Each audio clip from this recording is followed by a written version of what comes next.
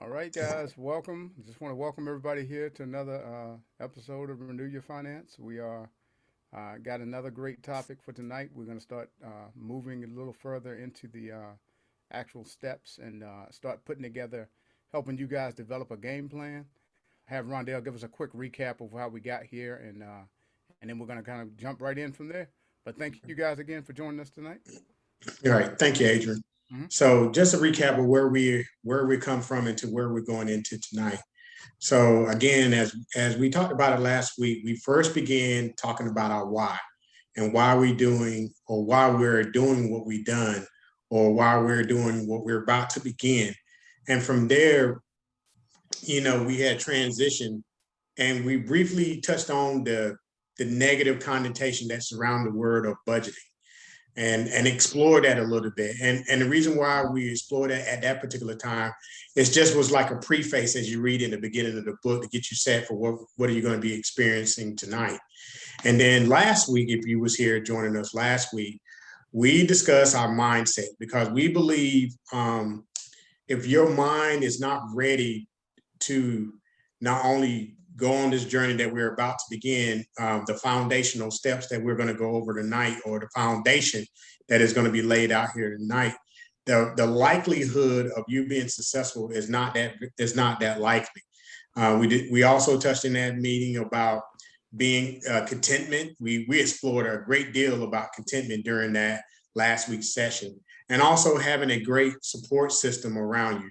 And that leads us here tonight with all those things that we've discussed in regards to making sure that you know what your why is, and you know what we gave you that preface about a budget, and then getting your mind right. We're gonna jump right into building that foundation, that solid cornerstone, like we like to call it, which is an actual budget. So Adrian is going to go through and show you utilizing a tool called Mint. There are many others, but this is the one that we're going to use tonight to help you get an understanding of how to build that solid cornerstone, which is a budget. So that way it can be the foundational piece as you walk along this path. But before we begin, we have to throw out another caution, so to speak. So in our journey of becoming debt free, Dave Ramsey has given out great warnings prior to what Adrian is going to demonstrate to us tonight. And one of the warnings he discussed, and we've touched on it a little bit during our previous weeks, is that before you begin this journey, and I cannot caution anybody more than enough. Before you begin this journey, you must make sure that you and everyone in your household are on the same page when it comes down to budget or come down to financial planning. Right. And just to give a little bit of backstory, I will touch on my experience when the individual, which I don't have a lot of people in my house, but the main individual that is in my home wasn't on the same page as I was when I first jumped out here and did this. I jumped out and did it, and I did like this, and she did like this. And I mean, it was about 2 years of doing like this because I failed in that most crucial step before I went on this journey, even before I made a budget, is making sure that I had those hard conversations and bring her into what I thought that I was doing best for our family. But without her, it wasn't a we. And so I caution everybody, if you haven't spoken to your significant other, you need to do that. Now, Adrian has what he experienced in regards when he came down to this, but that was my experience, and that's why I throw that cautionary warning out there before you venture on this discovery and being debt free. Yeah, and to follow up with what Rondell was saying, I too, once I got this, and my wife knows me, she's on the call as well. So once I got the information and I started to understand it, I was excited about it, and I approached her about it, and we had talked about this when I first mentioned to her about a budget, but I can let her speak from her side about her apprehensions of it when we first sat down. But the main thing is for both of you to sit down and discuss what your financial goals are for you and your family. That not only includes your spouse, but also your significant other or your kids. You need to bring anybody in that deals with your finances.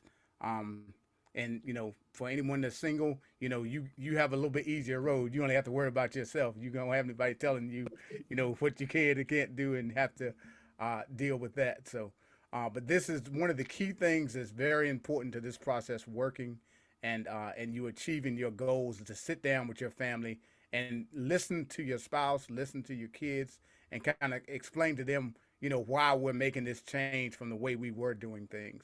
You know, and explain to them that when we say no, this is why we're saying no. Deshauna, did you want to add anything to that? I would just say that it is key that both of you are on the same accord. And of course, one person is going to get the information before the other, and bring it to that person. So you may not get that information at the same time, but make sure that once you do and kind of get a good understanding, that before you go gung ho all in, that they are coming with you. Right. Because a lot of times that first person will get it. They know everything about it. They're ready. They already developed a budget. But that other person doesn't even know about it yet. Right. Right. So when you bring it to them, you're ready to go and implement it right here, right now. And they're like, Dave, who? What? Right. What are you Right. talking about? I don't understand. A budget? I don't, and it's already written out. Well, what about, and what about, Yeah.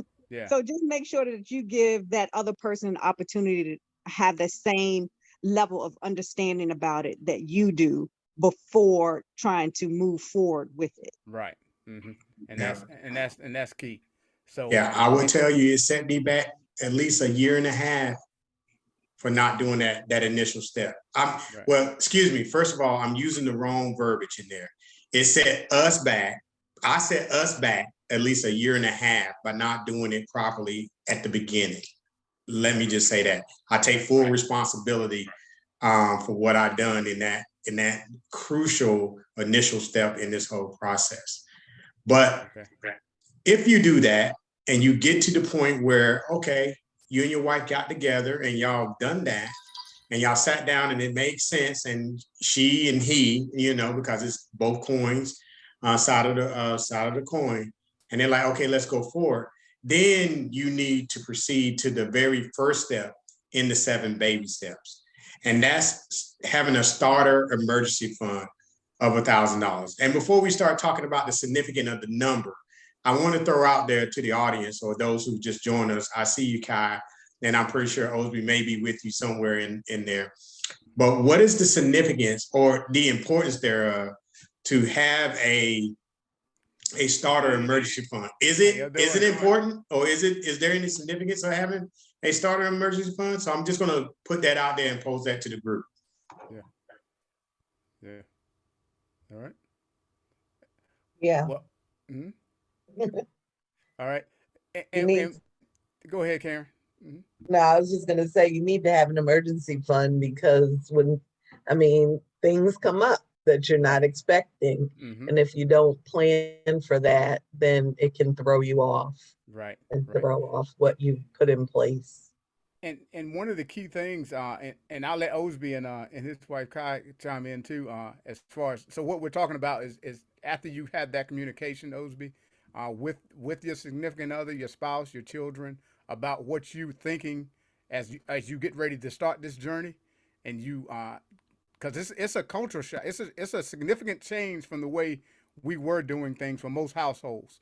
When we start coming down this road and we start really looking at how we're managing our finances and how we're managing the resources that God, has entrusted us with. So from that standpoint, the first thing that Rondell said is the $1,000 emergency fund. And what we found is they've done research and found that most Americans don't even have $1,000 in their savings account or their bank account at all. So the fact that a lot of them, this is the first time that they've even had $1,000 in an account at one time, saved up. So, so what do you guys' thought on that, Osby? I'm gonna let the chief speak. No, you are so right. And that's just coming from being a real estate agent. When you're talking to people, that's the first thing you ask them is, do they have any type of savings? And a lot of them say no, they have Right. at all. The money or the money that they speak of is whatever is in their checking account. And that's it. Right. Right. Okay. Good. Yep. All right. Yeah. So, and that's what we found is really why we want to start with the $1,000, because most people, their credit card is their emergency fund. They got this break glass in case of emergency. And our whole thing is we're trying to get you away from relying on credit and debt and these things to live your day-to-day finances. So the $1,000 is the start.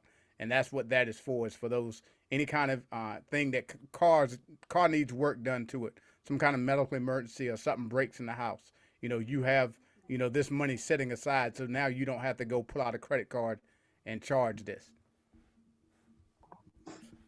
Absolutely. Absolutely. So remember these foundational steps. One, talk to your significant other. Like Osby just said, the CFO in his house is Miss Watts over there. So let's be 100. But two, Right.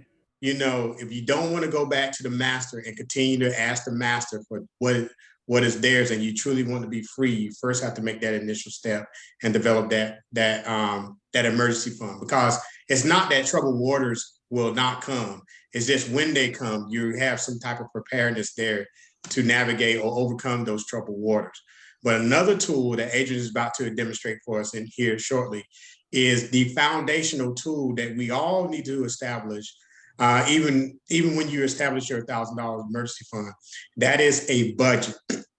Okay. Now, we discussed the negative connotation in a previous session about what the word budget means. It tells you it's restrictive. I don't like it. I don't even spend that much money as is. That's one of the comments that came out during our previous session. But during our learning about the 7 baby steps through Dave Ramsey, Financial Freedom, we cannot express more what a budget truly is. A budget is only a tool that you use to dictate where your money goes and how it is allocated to certain expenses that you have. Every budget is not going to be the same because all households are not the same. Right. Me and Adrian had a 2-hour conversation. I thought it was going to be 30 minutes last night. Yeah. But when we get to rolling, we just get to rolling, we get to spitballing. Yeah. And we come to the conclusion that every household is different. But what's the common denominator is the goal can always be the same if we have that foundational cornerstone, which is called a budget. And so now Adrian is going to, give us the more or less the tool, or show us a tool that will help us establish such a thing. So that way, when we start traveling down this path, we got our roadmap already laid before us, and we can stay on the path that's set before us. So I'll turn it over to you, Adrian. Okay. And this is just one option that you have out there. A few of us, when we started this journey, and I still use it to this day, is we use a app called Mint. It's made by the folks that make TurboTax, and it's just their budgeting app that they have that's available. You can download the app to your phone.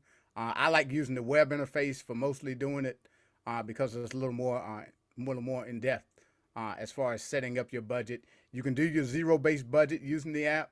And then, you have some people that like using Excel spreadsheets. Some people like using just a regular notebook, so it all depends upon how you and your household and who the money person is in the group.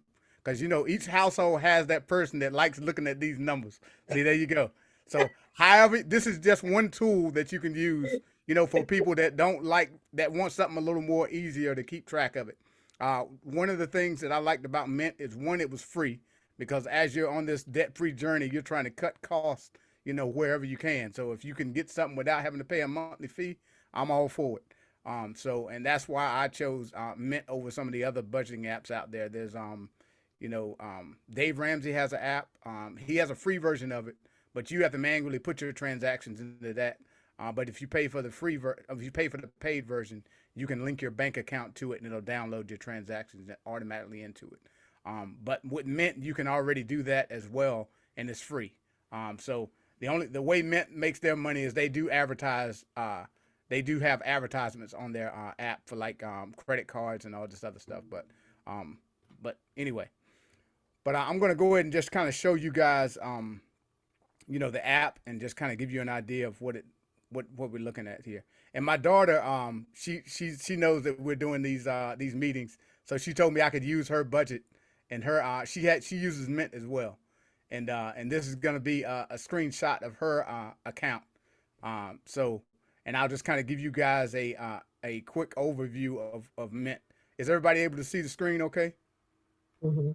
Okay, excellent. One of the things I like about Mint is you can put everything you have that you need to create your budget all in one place. You can add your bills so that way you know when your monthly bills are coming up. You can put on here, when you get paid, when your spouse get paid, if you have any other type income coming in, you can have all of that in one place. Over here, you'll see where we have accounts. The nice thing about Mint is you can put everything from your checking and saving accounts in here. If you have a HSA account for like your medical insurance, that can be added to this, and it'll download your statements so you can see those funds. Any credit cards that you currently have with a balance on them, you can put them here. When I first started, I had credit cards here. I had my mortgage here under loans. So that way, one of the key things that I found that was so beneficial to me is being able to see things, the signs and wonders. When you can see all of your debt in front of you and see what the mountain is you need to climb, and then as you see it start going down, you get more motivation to keep going and to keep pressing on. And it kind of gives you the visualization of showing you, where you are on the journey. And there's some other tools in here I'll show you a little bit later on. But you can set your goals. Like here, you can put in, your emergency fund. Like you can put a goal in that, hey, I need to save $1,000. All right. Once you do your budget, you'll be able to add this, and I'll show you how you add this and how all this stuff links up. But the good thing about this is you can go here. You can add, like I said, you can add any kind of accounts you have. You can add your investment accounts, your retirement accounts. You can add your home. You can put your home address in here, and it'll give you, what your house is valued at. So it'll give you a clear assessment of where you are as far as net worth and how much debt you have. Everything is all in one place. So once you get all of your like I said, your credit card accounts, your debt, all that stuff put in, all of this stuff will generate, and you'll have a nice view of where you are financially. Now, the key thing to this is where you see here is your budget. One of the things here, and I sat down with my daughter, and if you have young kids, I also sat down with my younger daughter as well. And but my oldest one, once she started working, we opened up her checking account, and we got her set up on the app. And me and my wife had already done this same exercise, where you go in and you're able to put in, what are your sources of income? This is what we figured she has coming in per month. And so once you put all of your income in here, you'll have your income here at the top. And the key to this is like we talked about in the previous meeting that we had about doing a zero-based budget. And the nice thing about this is once you put your income in here and then you start putting your spending, what you're going to have going out, these are lines where you would put in like your mortgage. So you're able to go here, hit add a budget item. You can go here and kind of scroll down to where it says home. Or you can add your own categories. They have health, they have home. So you can go here for mortgage and rent. You can click on that, say your mortgage. I'm going to use a small number for her just because of her income level, just to make things work out. So let's just say she was renting a room. She had a $1,500 a month income, and she was renting a room with some other roommates, and her rent was $300. You just hit save. And now you have, right down here, you have your month, the amount she's spending on rent. All right. And see, as you put your amounts in here, you'll see where it'll tell you how much you have left over once you put all your line items in. Now, my daughter has done pretty good. I'm pretty proud of her because she's put in some savings goals down here. She's got a budget down here for each month she wants to put $500 in her emergency fund. So she's got down here as a goal, and they take this, and then she wants to put another $100 in just a separate savings account, just so she'll have some extra savings going in there. So as you see here, this $1,600 is part of her goals. So that automatically comes off of the top of what her income is. And then it kind of tells you, you know, what your spending is, and then it tells you what you have left. The key to this is you want to have this number here to equal 0. So once you get all your 4 walls done, which is your rent, it's going to be your food, like your groceries, and then you're going to take care of your gas, your expenses as far as gas, because you need fuel to get back and forth to work or wherever you need to travel. And then what was the last one, Rondell? We got the 4 walls was food, housing, Utilities. utilities, yeah, and then your utilities. So you already know pretty much what you have it going out per month, and you're gonna put those 4 walls in here. And once you get the 4 walls in here, then you're gonna look at what you have also going out. You're gonna add a line item for your utilities as far as cable. You're gonna add a line item for your your light bill. You add a line item for any gym memberships things you have. And then once you get everything in, you're gonna look at this number here. This is gonna include any kind of debt payments you got. So if you have a car payment, you're gonna add in a line item here for your car notes, auto payments. So that'll be under autos. If you've got a boat, if you got an RV, anything you got that you're making monthly payments on that comes out of your monthly income, that needs to be added here. And that gives you a clear picture of how much income you have coming in as a household, how much money you already have coming out. And then before you even start setting goals, you need to analyze and see what you have left. The nice thing about Mint is it'll give you a clear picture because it'll download the last 3 months of bank statements. So that way you'll be able to go back and look. And me and my wife were absolutely shocked when we did this exercise and it downloaded the previous month's statements, and you can click and go back to that previous month and it'll tell you how much money you spent eating out in food. Like when we looked at it, we had spent over almost $1,000 that previous month eating out, and we had no clue that we had spent that much money. And now that came from, grabbing breakfast in the morning on the way to work, grabbing a coffee at Wawa's, that included going out to lunch when the coworkers say, hey, we all going out to lunch. And you go out to lunch with the coworkers. And then those evenings when you don't feel like cooking, 3 or 4 days a week, and you stop and you pick up food. I talked to someone the other night and we went through a scenario where maybe you pick up, you stop and get breakfast at McDonald's. Say you spend $3 there. Then you go out to lunch with your coworkers. You spend $10 there. Now you're at $13. All right. So then you pick up something for the family for dinner. Say you spend $25 picking up dinner for a family of 4. All right. So now you're already up to $35, and that's just one day out of 30 days of the month. 31 days out of the month that you just spent $30 in one day. And if you had done that for just 15 days out of the month, you've already spent almost $500 just on those things alone. So just imagine what you could do with that money if you had said, okay, well, now that I know I'm spending $500, we're going to cap that back, and I'm only going to spend, we're going to cap that back, and we're only going to spend $200. So these are the things where you would put in your budget, exactly how much you're comfortable with. Now that you know how much is going out, how much you're comfortable with for groceries, how much you're comfortable with spending out on fast food, how much money you want to spend for restaurants. And you don't have to be this detailed with it. If you just want to lump everything in one food and dining thing, you can. The only thing I found from that is I would at least separate your groceries from your eating out bill. At least have one line item for eating out and one line item for groceries, because that would allow you to meal prep and create meals that you can take, and that'll come out of your grocery budget as opposed to your eating out budget. But these are just some of the things as far as setting up your budget that are essential to you, achieving what you're trying to do as far as goal wise. And once you get everything down on paper, this is part of the conversation that we said you have to have with your significant other. If you need to make concessions to make this thing work, the key is to make sure that everybody knows there are going to be some sacrifices, but we know we still got to make this. We don't want to make this so strict that it's not something that you can, maintain with your household. And there are going to be adjustments, and it's probably take you at least 3 months to get the budget straight for you and your family, to work for you and your family. And then, once this budget is done, and you've got your four walls done, you've got, all of your major expenses, then you can go back and start looking and say, okay, if you got a positive number here, that's a good thing. But if you got a negative number here, then now it's time to start making some hard decisions.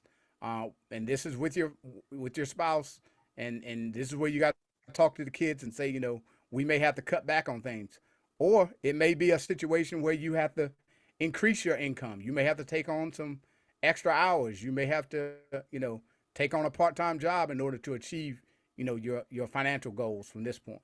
So, but this budget thing is key to getting to that, and you can actually see where you stand as far as finance wise.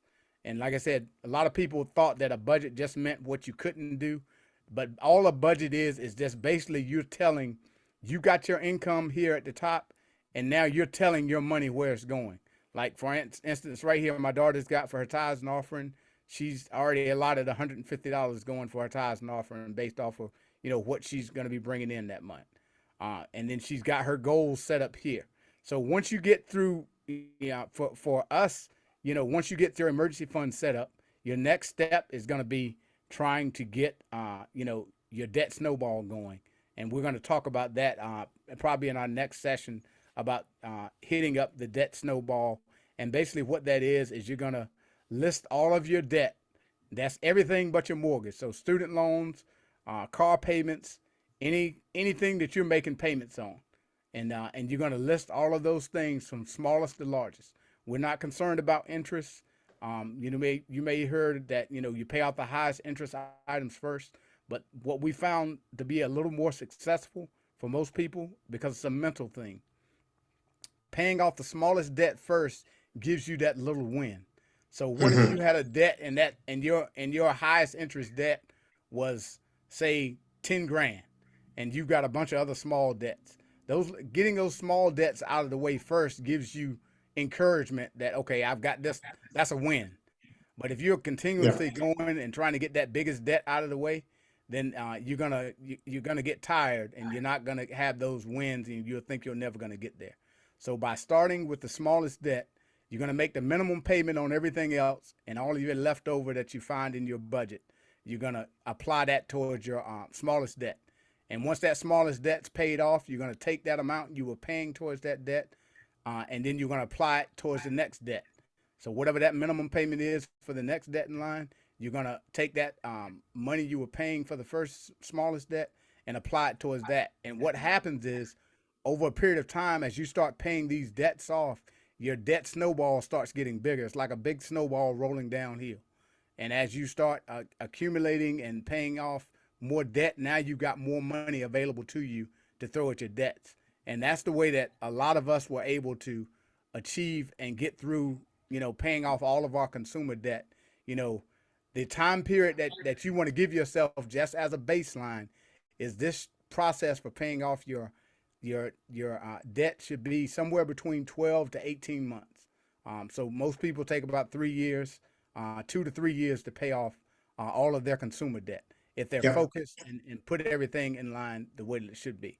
Now, we understand everybody has different income levels. Everybody has different situations that's going on. So it may take somebody shorter. Somebody else may be able to do it in 6 months. Somebody else may be able to do it in 4 years or 5 years. It depends upon how much debt you have, and it depends upon how willing you are to cut out some things that you may have gotten that you possibly couldn't afford, that are just wreaking havoc on your monthly expenses.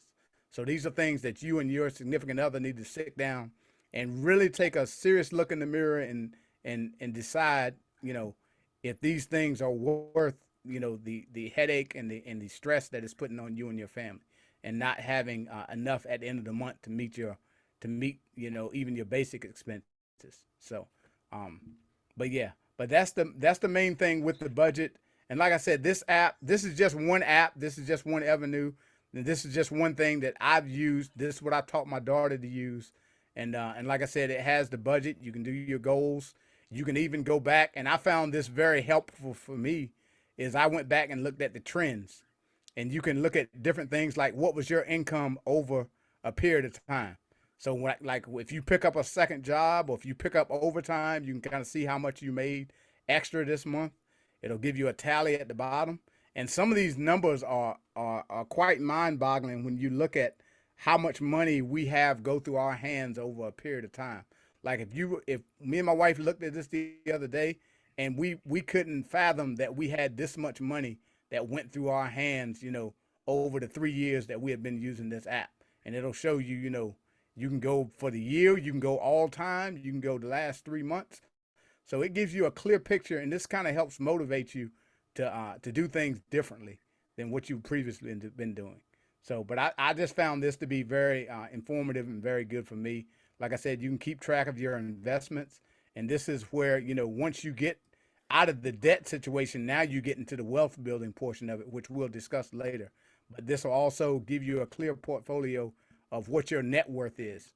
And your net worth is basically all of your assets that you have versus all of your debt minus all of your debt, and Right. and that gives you your net worth, which is a true number to tell you how you're doing financially.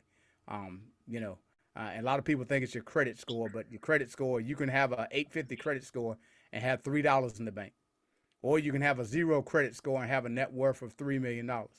I mean, which one would you rather have, the 850 credit score or the net worth of $3 million? So that's just the way to look at it. Um, but anyway, but that's all I wanted to do real quick, is just to kind of give you guys an idea of what a budget would look like.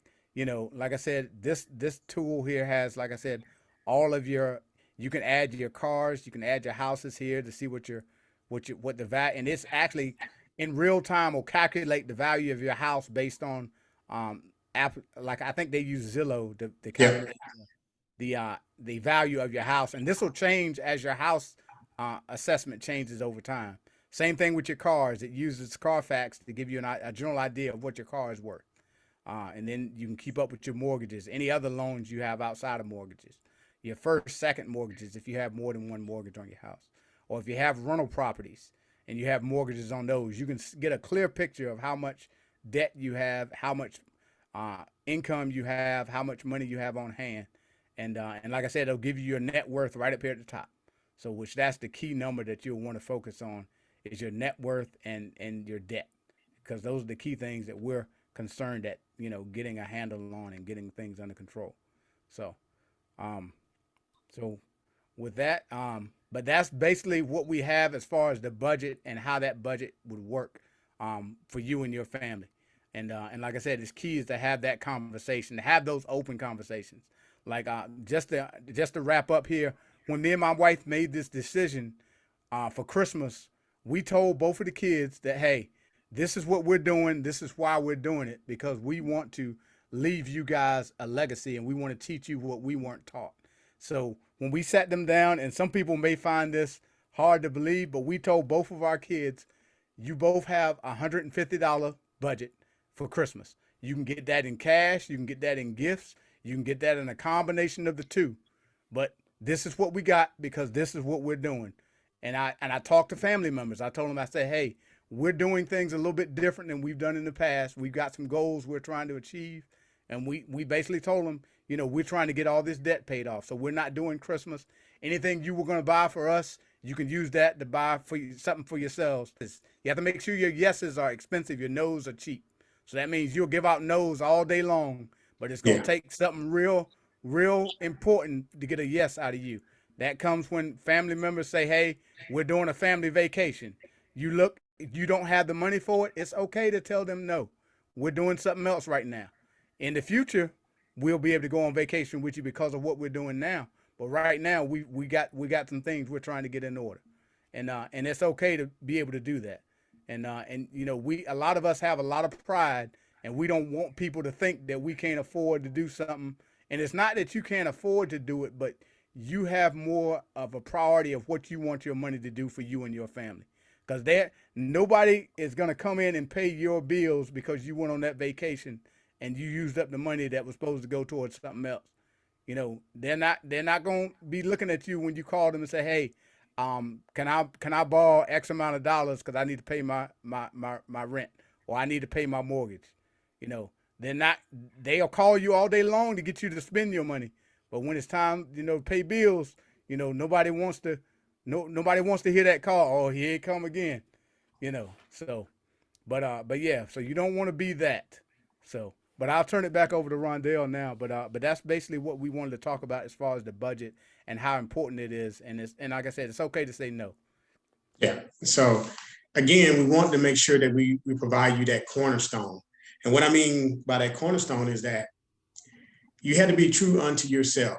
As Adrian was, and shout out to Alicia for sharing her account with us.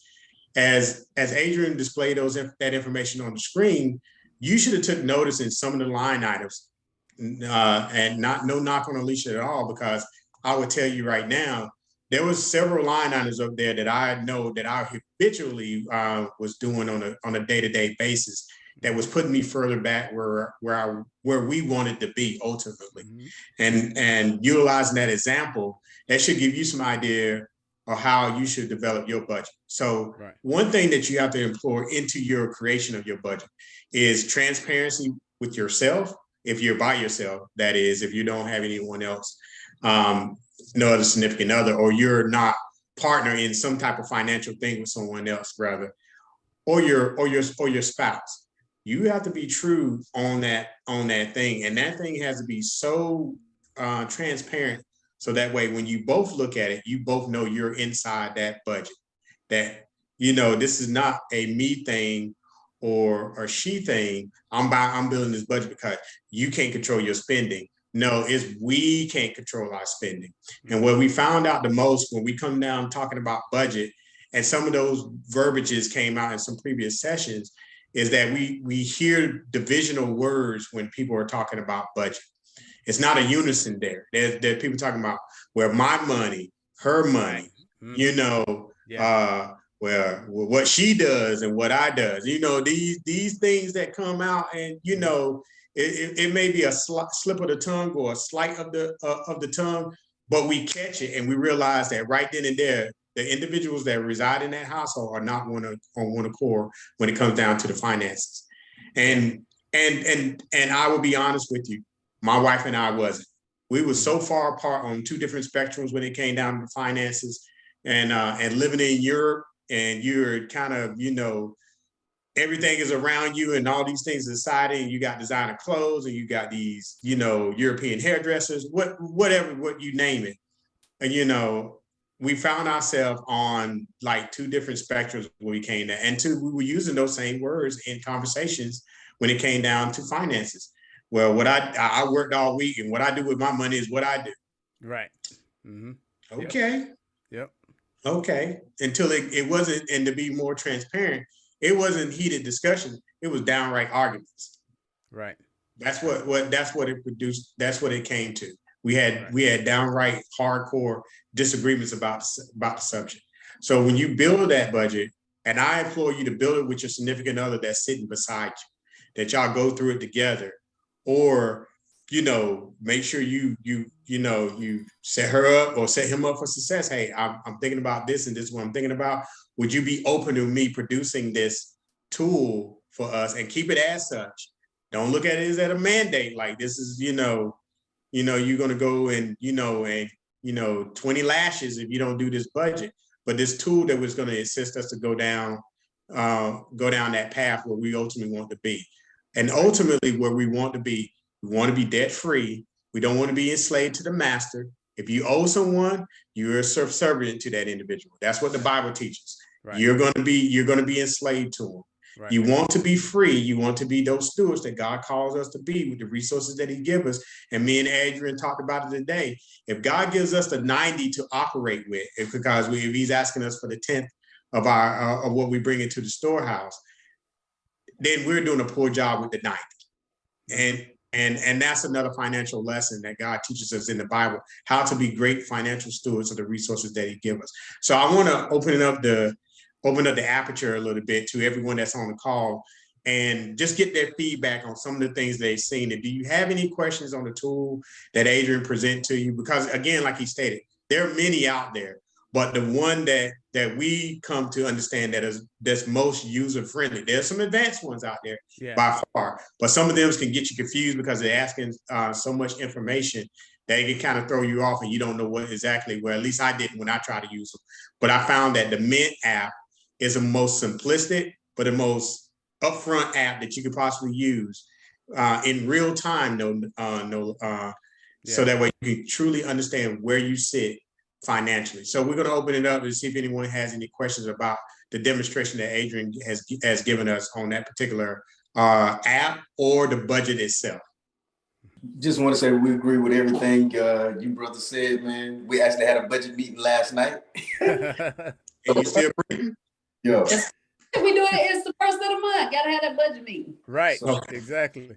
Yep. So now you're on point because actually what you said, Adrian. I mean, last month we didn't do a budget, and we just noticed, like you said, we noticed that we overspent on groceries and eating out. Right. But when you're going through it, like you said, you don't notice those things. Right. Yeah. Mm-hmm. And so it definitely puts you more, makes you more conscious of how you're spending your money instead of just letting it slip through your fingers because it's easy to go out and say yes every time somebody says, hey, man, let's go over here and fellowship. Right. It's, you know what I'm saying, to do it. But actually, I'm learning to say yes, but I can go and sip on some water as well. Right. Exactly. Discipline, know that and know that, hey, it's not, and I think one of you hit it on the head with pride. You know what I'm saying? Pride says, no, man, go and just because they're eating, you need to eat. But I think we have discipline over our finances. We can go fellowship, have fun, and know that, hey, we came on a full stomach. So so we don't have to partake. But no, you brothers are definitely on point, man. Yeah. Definitely. Awesome. Okay, we're leaving it open for any other additional questions in regards to what was either discussed or what was demonstrated here tonight during this session. All right. I'll take. Go ahead, Rhonda. No, you got it, sir. I would say one thing that I wanted to add, as far as when you're doing this budget, this is something I had a conversation with someone that called me the other day about, how you can cut expenses when you're doing these budgets. One thing that I just want to touch on this real quick is as we started this journey, me and my wife switched over to stop buying the name brand products when we went to the grocery store, and we switched over to Great Value. We had never done it. In our minds, or at least I don't know about my wife, but in my mind, whenever I saw someone, and I'm going to be completely transparent, whenever I saw someone with Great Value products in their cart, I said, oh, they don't make enough money to be able to afford these Martin potato rolls that I reach up there and grab for every time, or their situation, and that's, I'm going to be 100% transparent. And God showed me that, you're reaching up here for this $3.70 pack of hot dog rolls. Great Value rolls are 97 cents.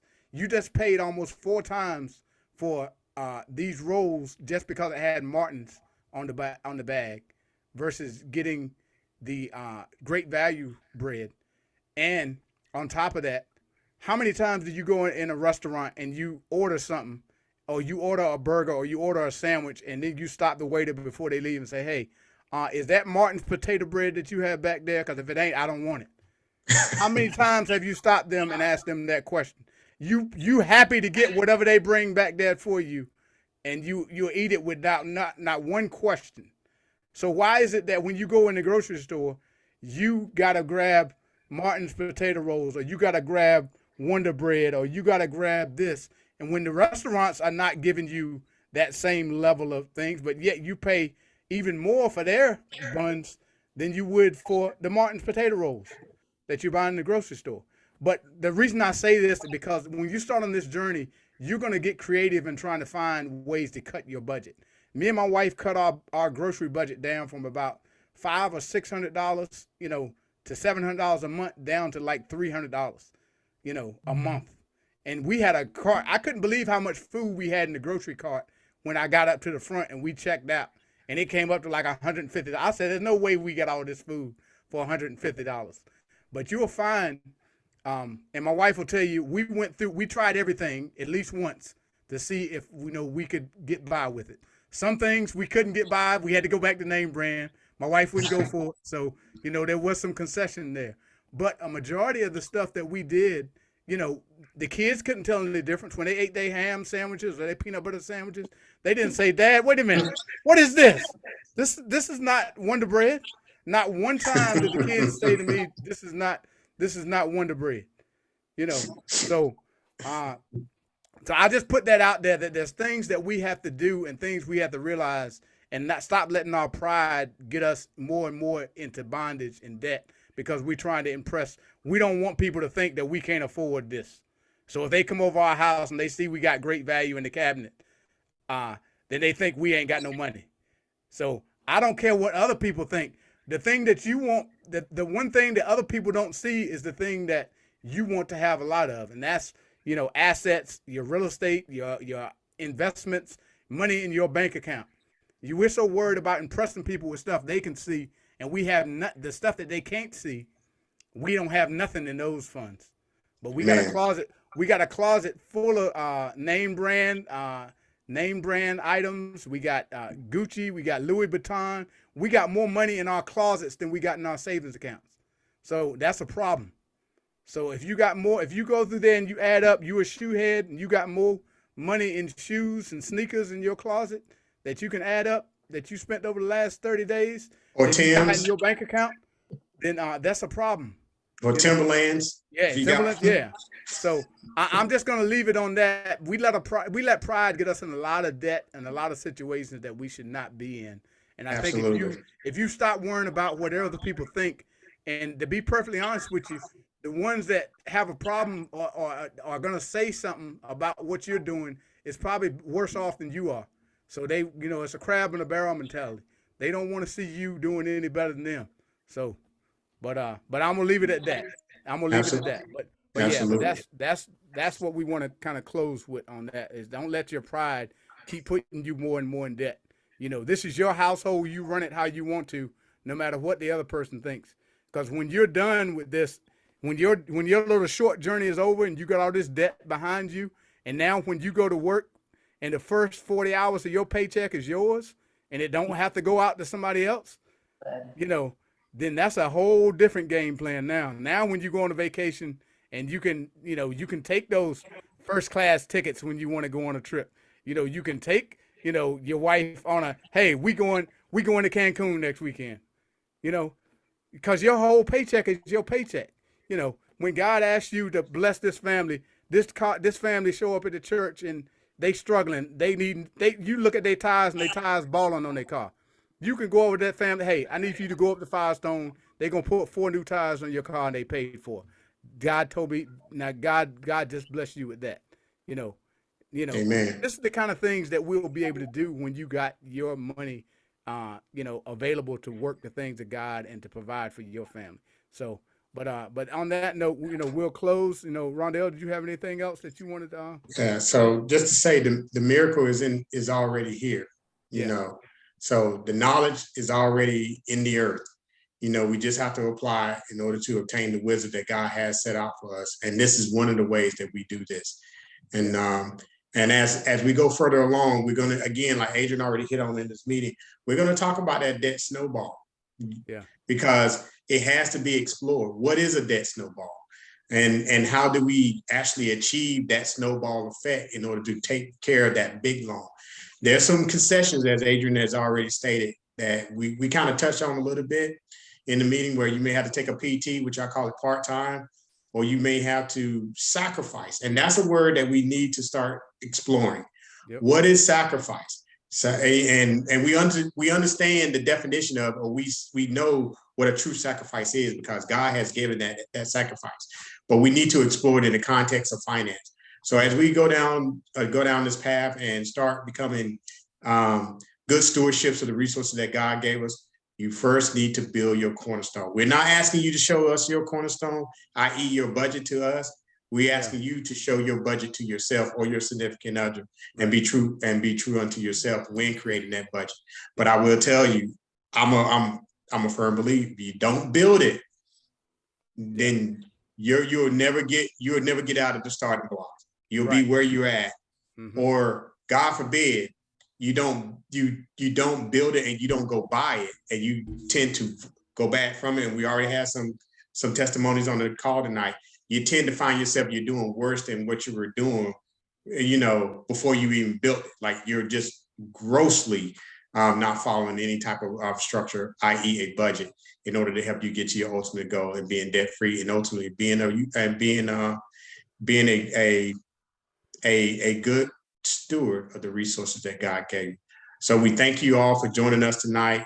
We hope that you come back next week, because as we go forward, we're going to be exploring other topics outside that is in line with finances, in line with budgeting. But as you go on your journey, you got to make sure you let your faith be bigger than your fear, because that's what it's all about. Right. So, Right, guys. have a great evening. Thank you, everyone. Thank you, guys. Thank y'all for joining us.